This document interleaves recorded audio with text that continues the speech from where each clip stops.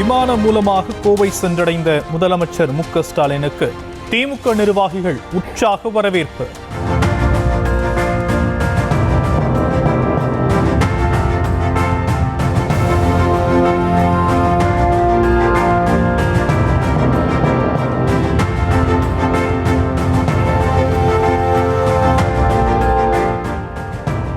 இன்று திருப்பூர் செல்லும் முதலமைச்சர் நாளை உடுமலை நேதாஜி மைதானத்தில் அரசு நலத்திட்ட உதவிகளை வழங்கி உரையாற்றியிருக்கிறார்.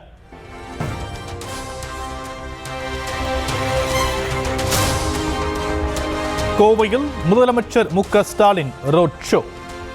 சாலையின் இருமருங்கிலும் திரண்டு ஆதரவை வெளிப்படுத்திய திமுக தொண்டர்கள்.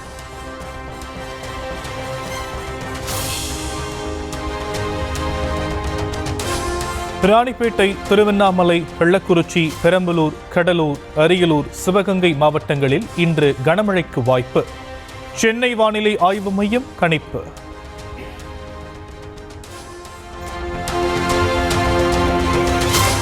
சென்னையில் இன்றும் நாளையும் மழைக்கு வாய்ப்பு. லேசானது முதல் மிதமான மழை பெய்யலாம் என வானிலை மையம் தகவல். கள்ளக்குறிச்சி மாவட்டம் உளுந்தூர்பேட்டை மற்றும் திருக்கோயிலூர் சுற்றுவட்டார பகுதிகளில் கொட்டி தீர்த்த மழை.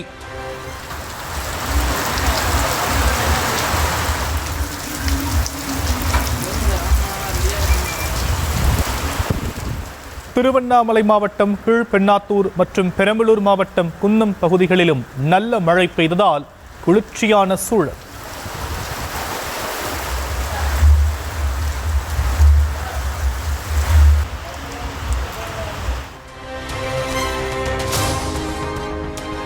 கனமழை காரணமாக கடலூர் மாவட்டம் வேப்பூரில் ஏரியின் உபரி நீர் வெளியேறி குடியிருப்பு பகுதிகளில் புகுந்து வெள்ளம்.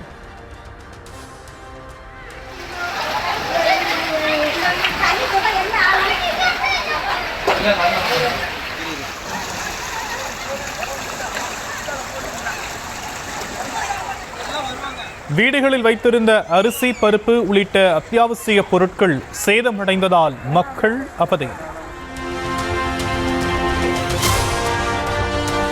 விழுப்புரம் மாவட்டம் திருப்பச்சாவடிமேடு பகுதியில் பெய்த பலத்த மழையால் வீடுகளுக்குள் புகுந்த வெள்ளம்.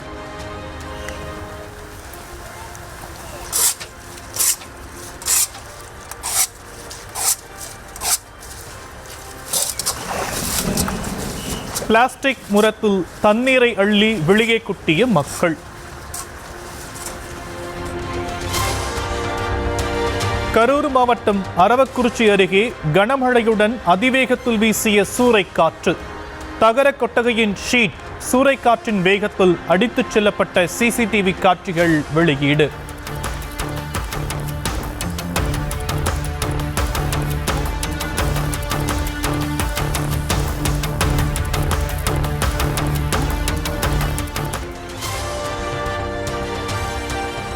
பதினைந்து ஆண்டுகளுக்கு பிறகு பூம்புகாரில் நடைபெறும் வன்னியர் மகளிர் பெருவிழா மாநாடு.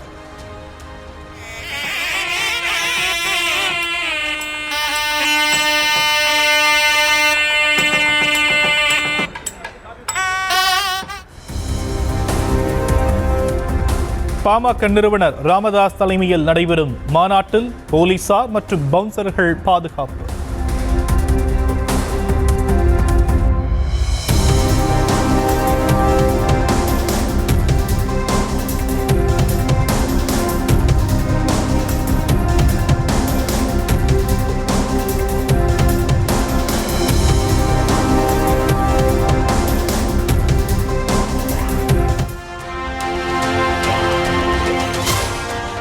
வன்னியர் மகளிர் பெருவிழா மாநாட்டில் களை கட்டும் கலை நிகழ்ச்சிகள்.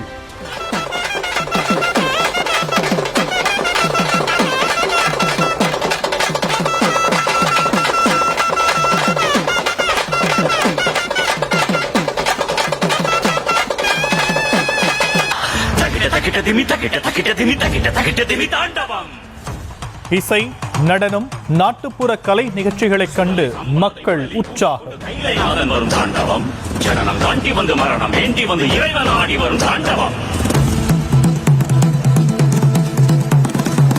ஒடுங்கிவிட பகலும் ஒடுங்கிவிட சுழன்று சுழன்று வரும் தாண்டவம். வன்னியர் மகளிர் பெருவிழா மாநாட்டு முகப்பு கட்டவுட்டில் இடம்பெறாத அன்புமணியின் உருவப்படம்.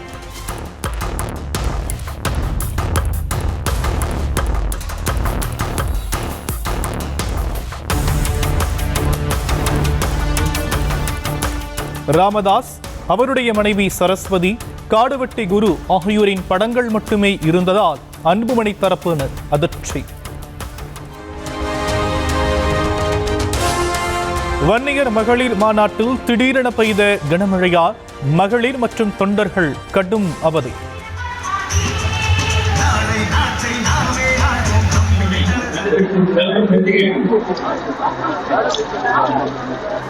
பிளாஸ்டிக் சேர்களை தலையில் வைத்துக் கொண்டு மாநாட்டினை பார்வையிட்டனர்.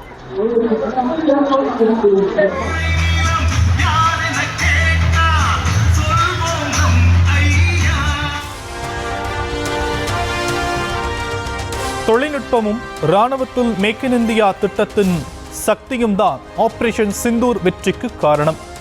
பாகிஸ்தானை சில மணி நேரத்தில் மண்டியிட வைத்த புதிய இந்தியாவை உலகமே வியந்து பார்த்ததாகவும் பிரதமர் மோடி பெருமிதம். आतंकवादियों के बचाव में उतरे पाकिस्तान को कुछ ही घंटों में घुटनों पर लाने की हमारी क्षमता पूरी दुनिया ने नए भारत के इस स्वरूप के दर्शन किए हैं.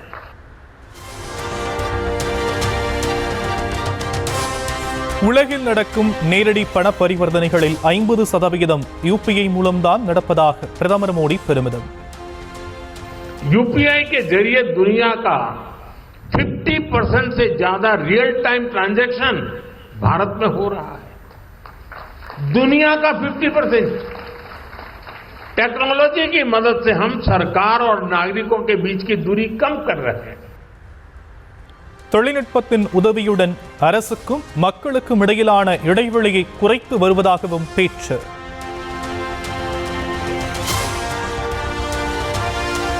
கர்நாடக மாநிலம் பெங்களூருவில் ரோட் ஷோ நடத்திய பிரதமர் மோடி சாலையின் இருமருங்கிலும் திரண்ட பாஜக தொண்டர்கள் பூக்களை தூவி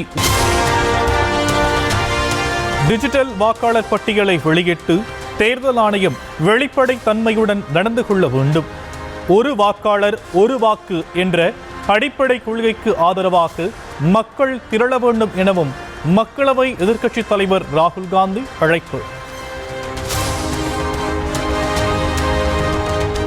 வாக்கு திருட்டு நடந்ததாக புகார் தெரிவித்த மக்களவை எதிர்க்கட்சித் தலைவர் ராகுல் காந்திக்கு கர்நாடக மாநில தலைமை தேர்தல் அதிகாரி நோட்டீஸ். குறிப்பிட்ட சிலர் 2 முறை வாக்களித்ததாக கூறப்படுவது தொடர்பான ஆவணங்களை சமர்ப்பிக்குமாறு உத்தரவு. பீகாரில் மேற்கொள்ளப்பட்டு வரும் வாக்காளர் பட்டியல் சிறப்பு திருத்தத்தில் தகுதியுள்ள எந்த ஒரு வாக்காளரும் நீக்கப்படவில்லை என திட்டவட்டம். 60 லட்சம் வாக்காளர்கள் நீக்கப்பட்டதாக எழுந்த புகார் தொடர்பாக உச்சநீதிமன்றத்தில் இந்திய தேர்தல் ஆணையம் உறுதி. பீகார் துணை முதலமைச்சரிடம் 2 வாக்காளர் அட்டைகள் உள்ளதாக ராஷ்டிரிய ஜனதா தள தலைவர் தேஜஸ்வி பகீர் புகார். வயது மற்றும் வீட்டு முகவரியை மாற்றி மோசடி செய்திருப்பதாக குற்றச்சாட்டு. உலகின் எந்த சக்தியாலும் இந்தியாவின் வளர்ச்சியை தடுத்து நிறுத்த முடியாது. அமெரிக்க அதிபர் டொனால்ட் ட்ரம்புக்கு மத்திய பாதுகாப்புத்துறை அமைச்சர் ராஜ்நாத் சிங் பதிலடி.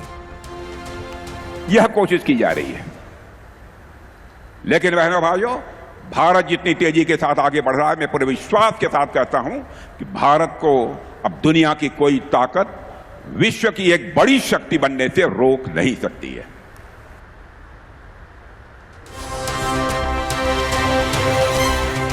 குடியரசு துணைத் தலைவர் பதவியை ராஜினாமா செய்த பின் ஜெகதீப் தங்கர் எங்கு சென்றார் என்றே தெரியவில்லை.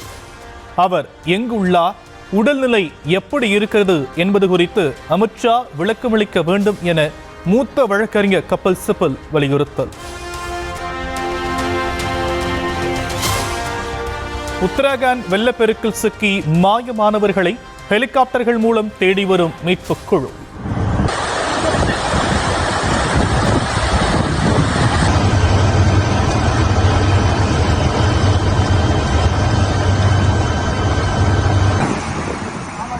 உயிர் பிழைத்தவர்களை பாதுகாப்பாக ஹெலிகாப்டர் மூலம் உடனே மருத்துவ முகாம்களுக்கு அழைத்துச் சென்று சிகிச்சை. உத்தரகாண்ட் மாநிலம் கராளியில் முழுவீச்சில் மீட்பு பணியில் ஈடுபட்டு வரும் ராணுவ வீரர்கள். புதையுண்ட கட்டடங்களுக்குள் சிக்கியுள்ளவர்களை அதிநவீன ரேடார் கருவி மூலம் கண்டறியும் பணி தீவிரம்.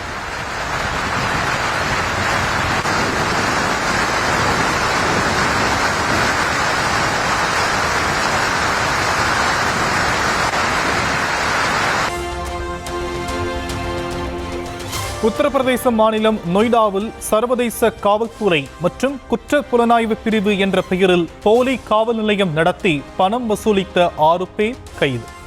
போலி ஆவணங்கள், அடையாள அட்டை தயாரித்ததோடு தனியாக இணையதளம் தொடங்கி தொழிலதிபர்களிடம் பணம் பறித்து வந்தது கண்டுபிடிப்பு.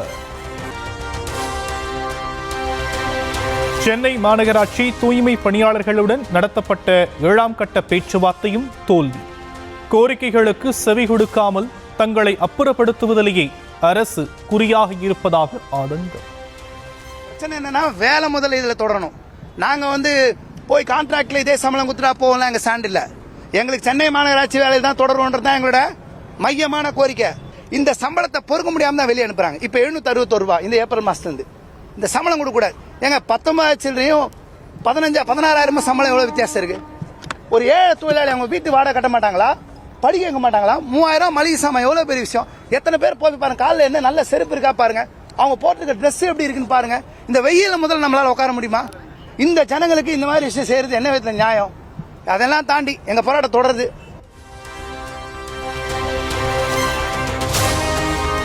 பத்தாவது நாளாக போராட்டம் நடத்தி வரும் சென்னை மாநகராட்சி தூய்மை பணியாளர்களுக்கு மார்க்சிஸ்ட் கம்யூனிஸ்ட் கட்சி ஆதரவு. தொழிலாளர்களின் நியாயமான கோரிக்கைகளை உடனே நிறைவேற்ற வேண்டும் என அரசுக்கு கட்சியின் மாநில செயலாளர் சண்முகம் வலியுறுத்தல். எந்த ஒரு பிரச்சனைக்கும் ஒரு சமரச தீர்வு என்பது எட்டப்பட்டுத்தான் தீர வேண்டும். அந்த வகையில் தொழிலாளர்களுடைய நியாயமான கோரிக்கையை நிறைவேற்றுவதற்கு தமிழ்நாடு அரசாங்கம் முன்வர வேண்டும். பேச்சுவார்த்தை மூலமாக இந்த பிரச்சனை தீர்வு காணப்பட வேண்டும்.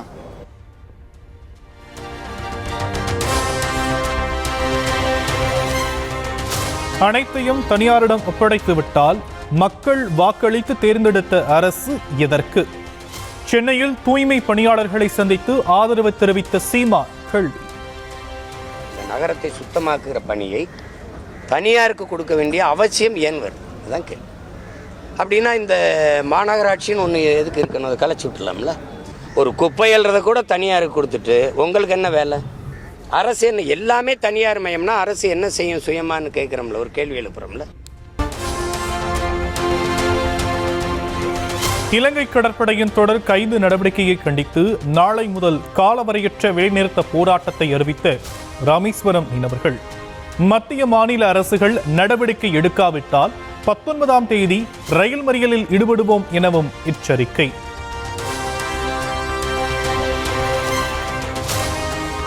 சனாதனம் பற்றி பேசிய மக்கள் நீதி மய்ய தலைவர் கமல்ஹாசனுக்கு கொலை மிரட்டல் விடுத்த துணை நடிகர் ரவி மீது காவல் ஆணையர் அலுவலகத்தில் புகார். சங்கை அறுத்து விடுவேன் என்று கூறிய அவர் மீது நடவடிக்கை எடுக்க கோரி மக்கள் நீதி மய்யம் சார்பில் கோரிக்கை.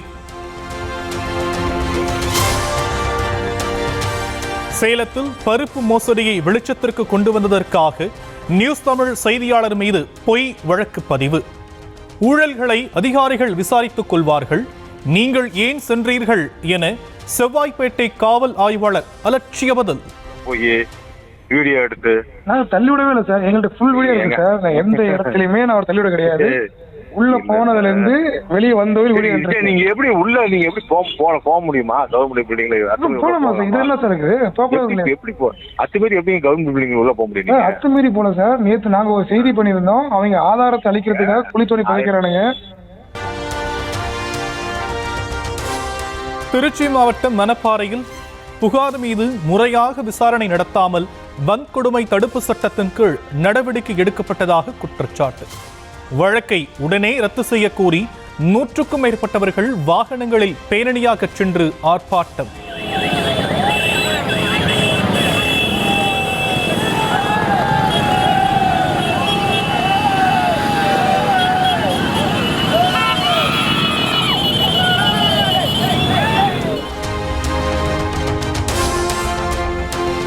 மாவட்டம் கோனூர் ஊராட்சி மன்ற தலைவர் ஸ்ரீபதி மரணத்தில் சந்தேகம் இருப்பதாக கூறி பொதுமக்கள் திடீர் சாலை மறியல்.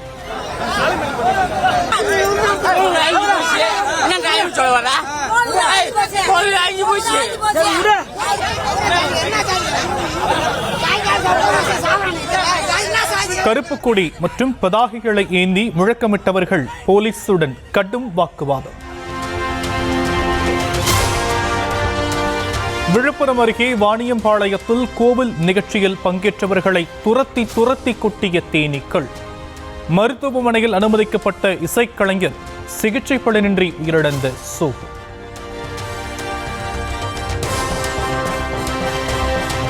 சென்னையில் நாளை முதல் மக்கள் பயன்பாட்டுக்கு வரும் கூடுதல் மின்சார பேருந்துகள் 135 மின்சார பேருந்துகள் மற்றும் 55 குளிர்சாதன பேருந்துகள் சேவையை தொடங்குவதாக மாநகர போக்குவரத்து கழகம் அறிவிப்பு.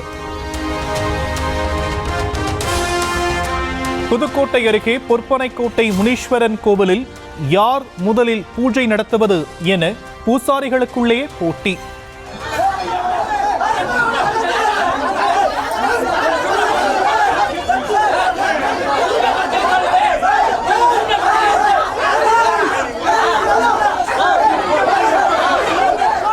வாக்குவாதம் முற்றி பதற்றம் அதிகரித்ததால் பூசாரிகள் அனைவரையும் வெளியேற்றிய அறநிலையத்துறை அதிகாரிகள்.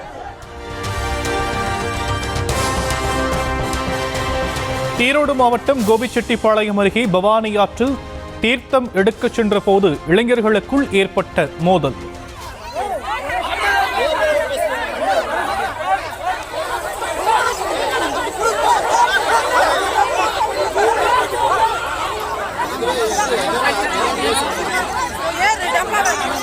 காவல்துறையை கண்டும் அஞ்சாமல் மது போதையில் சரமாரியாக தாக்கிக் கொண்டதால் பதற்றம்.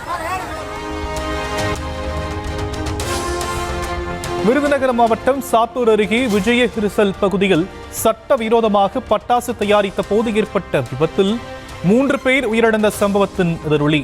பாயல்பட்டி, கலைஞர் காலனி, வெம்பக்கோட்டை பகுதிகளில் காவல்துறையினர் வீடு வீடாக சென்று சோதனை.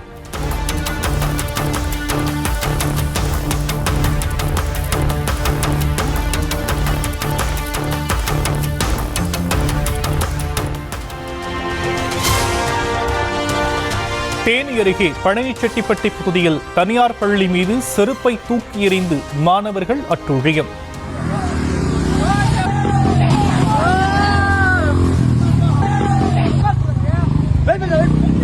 டிசி வாங்கிய பின் அராஜகத்தில் ஈடுபட்ட வீடியோ வெளியான நிலையில் போலீசார் விசாரணை.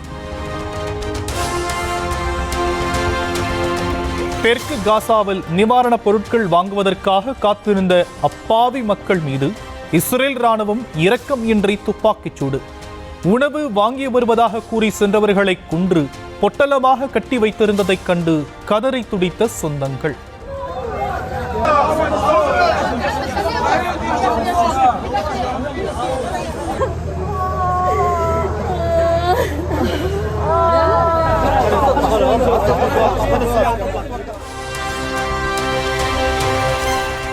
காசா மீதான இஸ்ரேல் தாக்குதலை முடிவுக்கு கொண்டு வர வலியுறுத்தி துருக்கியின் இஸ்தான்புல்லில் பேரணி.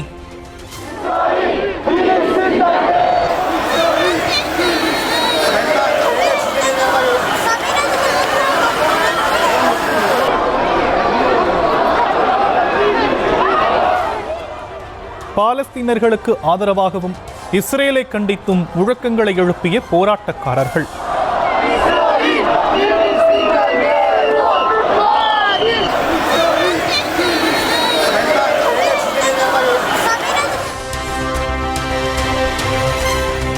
சீனாவின் பெய்ஜிங்கில் திறக்கப்பட்ட ரோபோக்களால் நடத்தப்படும் உணவகம் மற்றும் விற்பனையகத்திற்கு மக்கள் அமோக வரவேற்பு.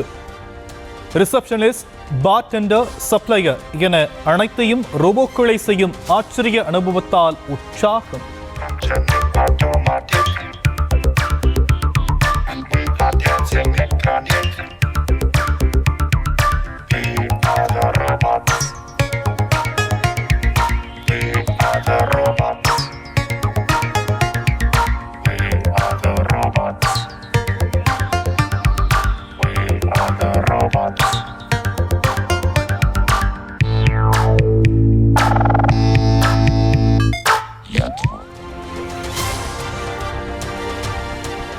போஸ்னியாவில் நடைபெற்ற அருவியின் உச்சியிலிருந்து நீரில் தலைகீழாக பாயும் போட்டி. நீச்சல் வீரர்களின் சாகசத்தை கண்டு பிரமிப்படைந்த பார்வையாளர்கள்.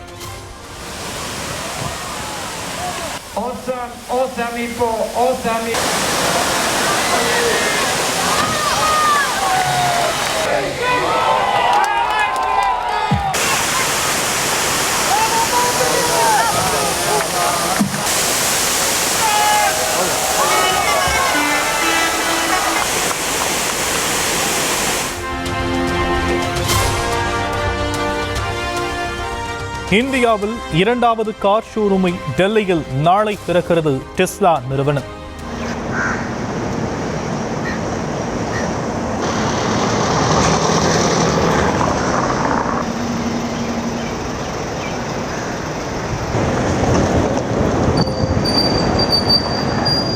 திறப்பு விழாவுக்கான இறுதிக்கட்ட பணிகள் மும்முரம். கோவை மாவட்டம் பொள்ளாச்சியில் கூலி திரைப்படத்தின் டிக்கெட்டை கள்ளச்சந்தையில் அதிக விலைக்கு விற்பனை செய்த தங்கம் திரையரங்க நிர்வாகம்.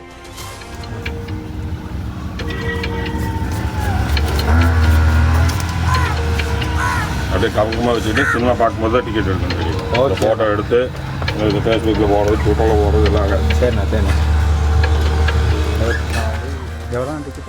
190 ரூபாய் டிக்கெட்டை 400 ரூபாய்க்கு விற்பனை செய்த வீடியோ வெளியாகி அதிர்ச்சி.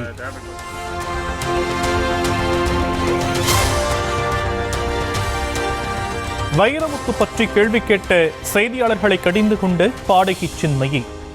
வைரமுத்து பற்றி தம்மிடம்தான் கேட்க வேண்டுமா என கோபத்துடன் கேள்வி. அதிருப்தி இருக்கிறதா வைரமுத்து அவர்கள் வந்து தெரிவிச்சிருந்தாங்க. குறிப்பா அயோத்தி, ஆடு ஜீவிதம் போன்ற படம்லாம் வந்துட்டு தேசிய விருதுல இடம்பெறல அப்படின்னு சொல்லி. எனக்கு வைரமுத்து பத்தி என்ன கேட்டுதான் ஆகணுமா? உங்களுக்கு உலகத்துல வேற யாருமே இல்லையா? வைரமுத்து தான் கேட்கணுமா? தேசிய விருதுல அதிருப்தி இருக்கிறதா வைரமுத்து அவர்கள் வந்து தெரிவிச்சிருந்தாங்க. குறிப்பா அயோத்தி, ஆடு ஜீவிதம் போன்ற படம்லாம் வந்துட்டு தேசிய விருதுல இடம்பெறல அப்படின்னு சொல்லி. எனக்கு வைரமுத்து பத்தி என்ன கேட்டுதான் ஆகணுமா? உங்களுக்கு உலகத்துல வேற யாருமே இல்லையா? வைரமுத்து தான் கேட்கணுமா? சென்னை கொரட்டூர் பாடலாதிரி சியாத்தம்மன் கோவில் ஆடி திருவிழா. 1008 பக்தர்கள் பால் குடங்கள் சுமந்து வேண்டுதல். விடுமுறை நாளையொட்டி சுற்றுலா இடங்களை ஆக்கிரமித்த மக்கள்.